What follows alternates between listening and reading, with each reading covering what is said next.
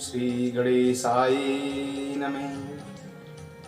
ओम श्री सरस्वती नमः।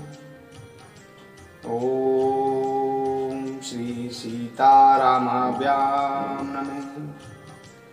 ओम श्री हनुमते नमः। श्री रामचरितमानस अयोध्या कांड। जब भरत जी को गुरु वशिष्ठ जी राजपद लेने के लिए उपदेश देते हैं,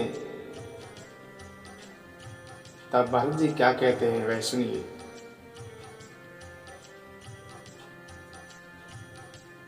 भरत जी कहते हैं कि गुरु जी ने मुझे सुंदर उपदेश दिया है। प्रजा मंत्री आदि सभी की भी यही सम्मति है और माता जी ने भी उचित मानकर मुझे यही आज्ञा दी है। मैं भी उसको सिर चढ़ाकर वैसा ही करना चाहता हूं, क्योंकि गुरु पिता माता स्वामी और सुहृद की वाणी सुनकर प्रसन्न मन से उसे अच्छी समझकर मानना चाहिए। यदि कोई मनुष्य उचित और अनुचित का विचार करके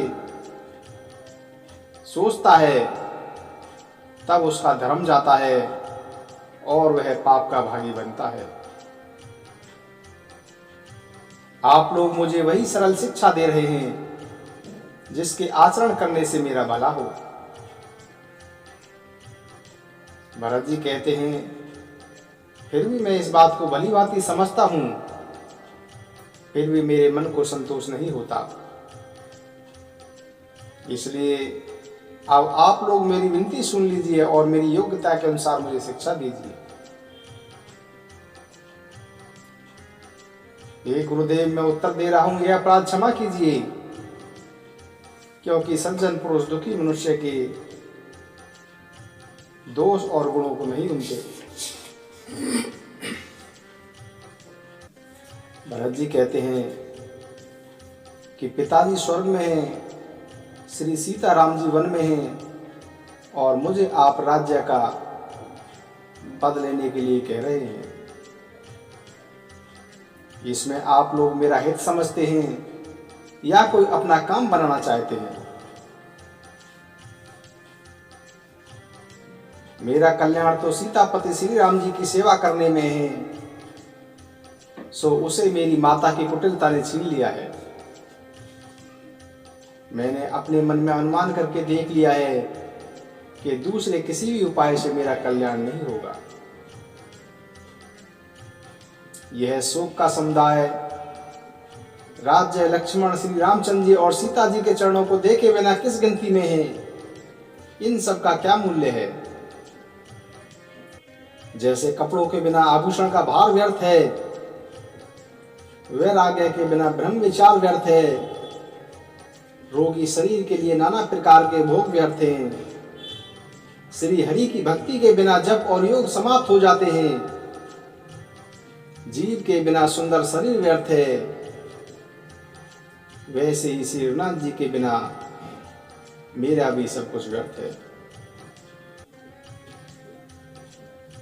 इसलिए मुझे आज्ञा दीजिए कि मैं श्री राम जी के पास जाऊं और निश्चय पूर्वक मेरा हित इसी में है और मुझे राजा बनाकर आप अपना भला करना चाहते हैं।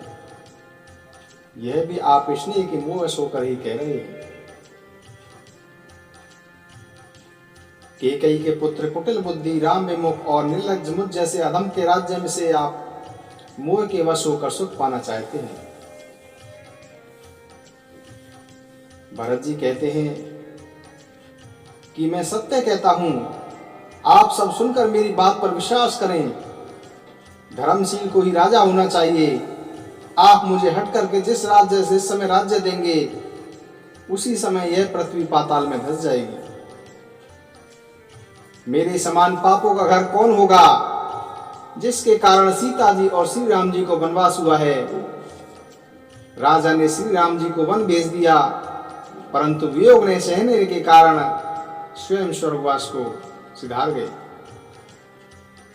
और मैं दुष्ट जो सारे अनर्थों का कारण हूं, चेतन अवस्था में बैठा हुआ सब बातें सुन रहा हूँ। श्री रघुनाथ जी से रहित होकर भी, जगत का उपास सहकर भी प्राण नहीं निकलते। ये प्राण श्री राम रूपी पवित्र विषय रस में आसक्त नहीं है। ये लालची हैं, भूमि और भोगों के ही भूखे हैं। मैं अपने हृदय की कठोरता कैसे कहूँ और कहाँ तक कहूँ, जिसने वज्र का भी तिरस्कार करके बड़ाई पाई है। केकई से उत्पन्न देह में प्रेम करने वाले ये पामर प्राण पूरी तरह से अभागे हैं। जब प्रिय के वियोग में भी मुझे प्राण प्रिय लग रहे हैं, तब अभी आगे मैं और भी बहुत कुछ देखूंगा और बहुत कुछ सुनूंगा। लक्ष्मण श्री राम जी और सीता जी को तो वन भेज दिया और पिताजी स्वर्ग भेजकर पति का भला किया। स्वयं विधवापन और अपयश दिया, प्रजा को शोक और संताप दिया और मुझे सुख सुंदर यश और उत्तम राज्य दिया। केकई ने सभी का काम बना दिया है। इससे अच्छा मेरे लिए और क्या हो सकता है। उस पर भी आप लोग मुझे राज तिलक देने को कहते हैं। केकई के पेट से संसार में जन्म लेकर यह मेरे लिए कुछ भी अनुचित नहीं है। मेरी सब बात तो विधाता ने ही बना दी है। उसमें प्रजा और पंच क्यों सहायता कर रहे हैं। जो बुरे ग्रह से ग्रस्त हो, फिर वायु रोग से पीड़ित हो, उसी को फिर बिच्छू डंक मार दे। उसको यदि मदरा पिला दी जाए तो कहिए कैसा इलाज है। केकई का पुत्र होने के नाते संसार में जो कुछ योग्य था, चतुर विधाता ने मुझे वही दिया है। पर दशरथ जी का पुत्र और राम का छोटा भाई होने की बड़ाई मुझे विधाता ने व्यर्थ में ही दी है। आप सब लोग भी मुझे राज तिलक देने के लिए कह रहे हैं। राजा की आज्ञा सभी के लिए अच्छी है। मैं किस किस को किस प्रकार से उत्तर दूं। जिसकी जैसी रुचि हो आप लोग सुखपूर्वक वही कहें। मेरी कुमाता केकई समेत मुझे छोड़कर कहिए और कौन कहेगा कि यह काम अच्छा हुआ है। जड़ चेतन जगत में मेरे अतिरिक्त और कौन है जिसको श्री सीताराम जी प्राणों के समान प्रिय नहीं हो। जो परम हानि है उसी में सबको बड़ा लाभ भी है। मेरा बुरा दिन है, किसी का दोष नहीं है।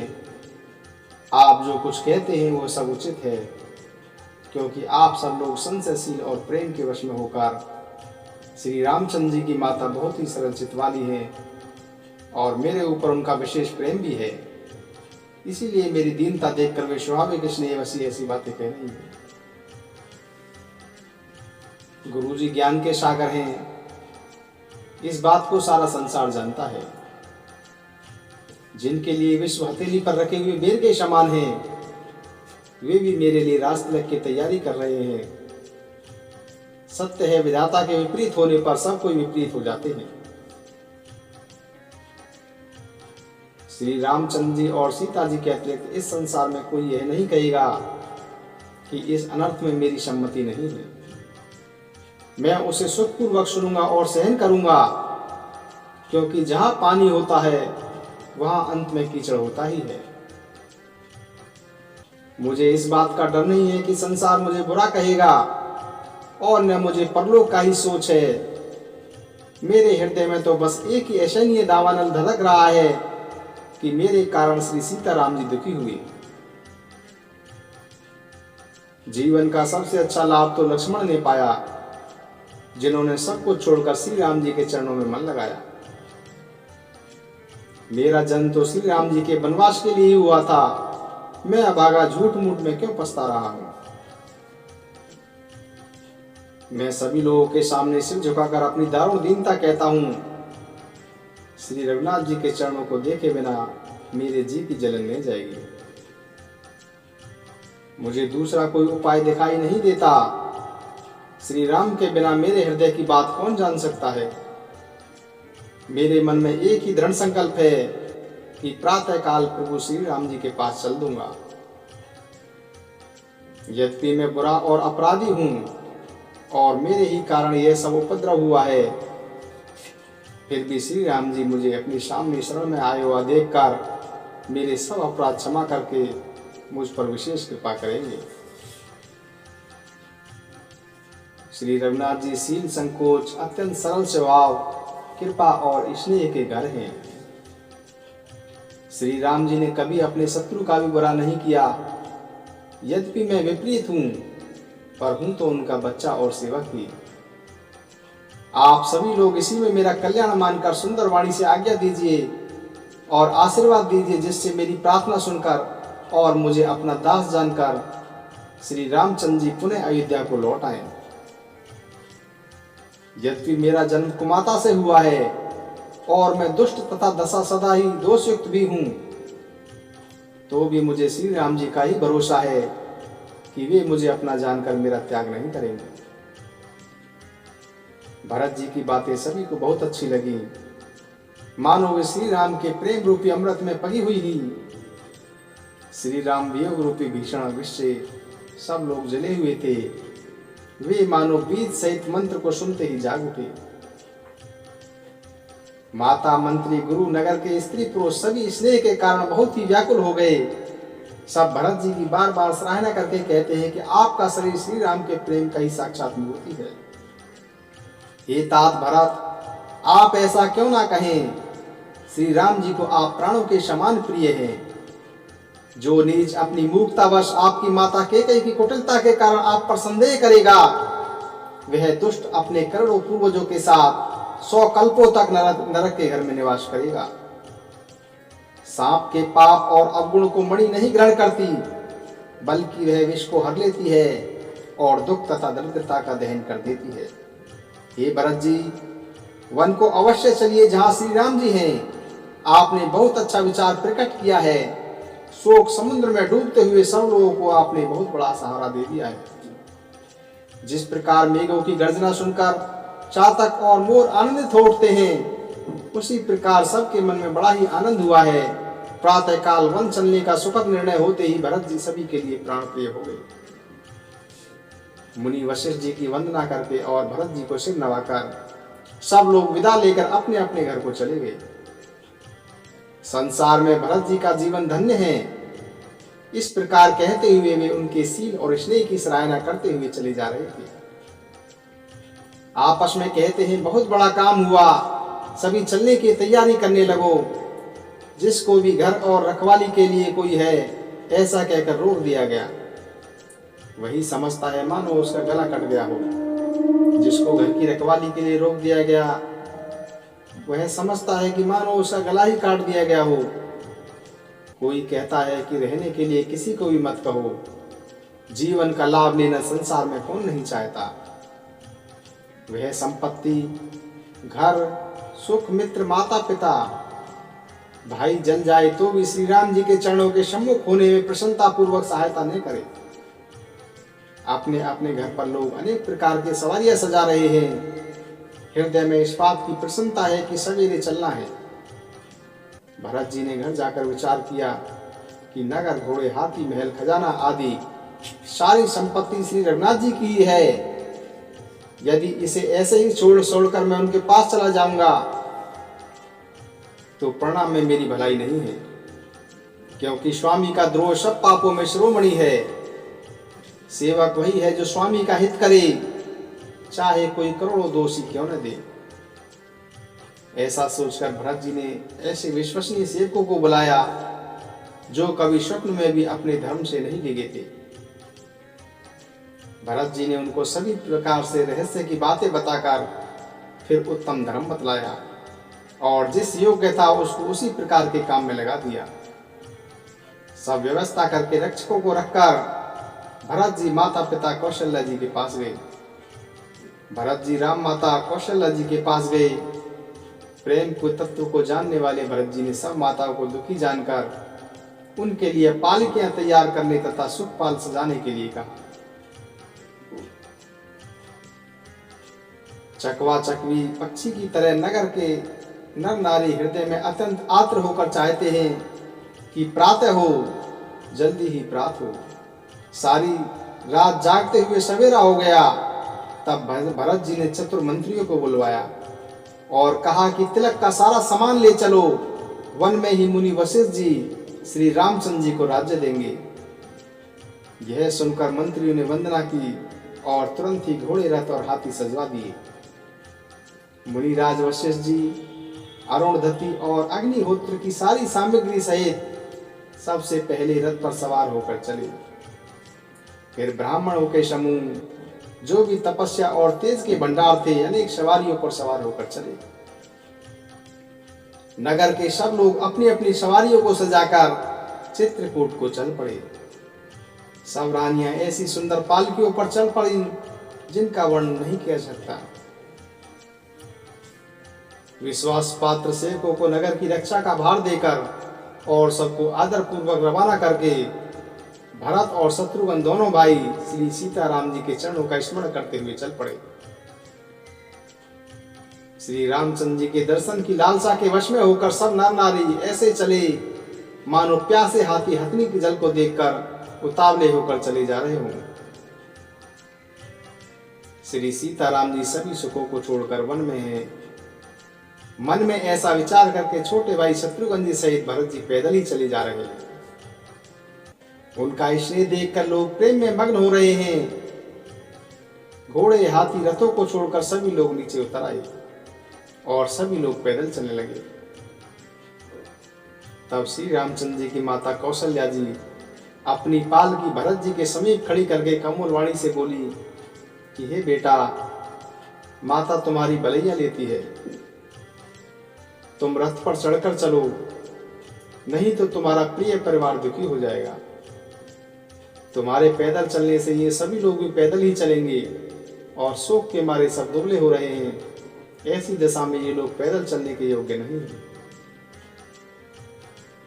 माता की आज्ञा को सिर पर धारण कर और उनके चरणों को सिर नवाकर दोनों भाई रथ पर चढ़कर चलने लगे।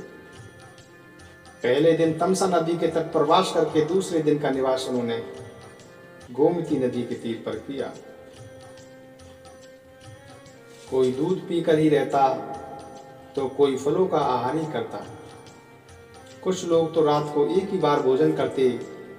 इस प्रकार भूषण और भोग विलास को छोड़कर सब लोग श्री रामचंद्र जी के लिए नियम और व्रत करते हैं।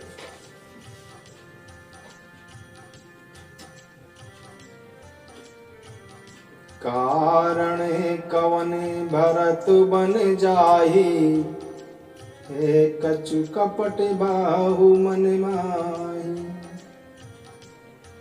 जो पे जिए न होते कट लाई, तो कतली ने संग कटिकाई। जानहि सानुज राम ही मारी, करऊं अकंटक राज सुखारी।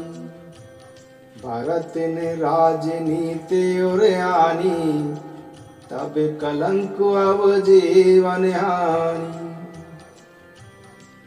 सकल सुरासुर जोर जुझारा, राम ही समरन जीतन हारा। का आचरजु भरत वश करही, नहीं विष बेली अमली फल फरही।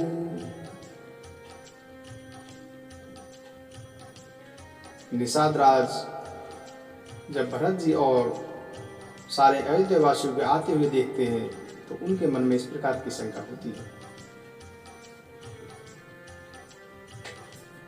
श्री राम जय राम, जय जय राम। श्री राम जय राम, जय जय राम। श्री राम जय राम, जय जय राम। श्री राम जय राम, जय जय राम।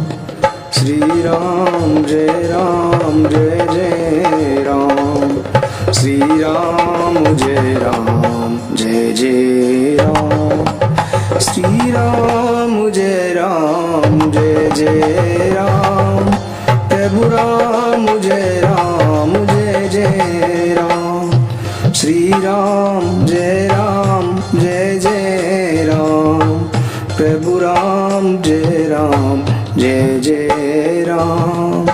श्री राम जय राम जय जय राम। श्री राम जय राम जय जय राम। श्री राम जय राम जय जय राम। श्री राम जय राम जय जय राम। श्री राम जय राम जय जय राम। श्री राम जय राम जय जय राम।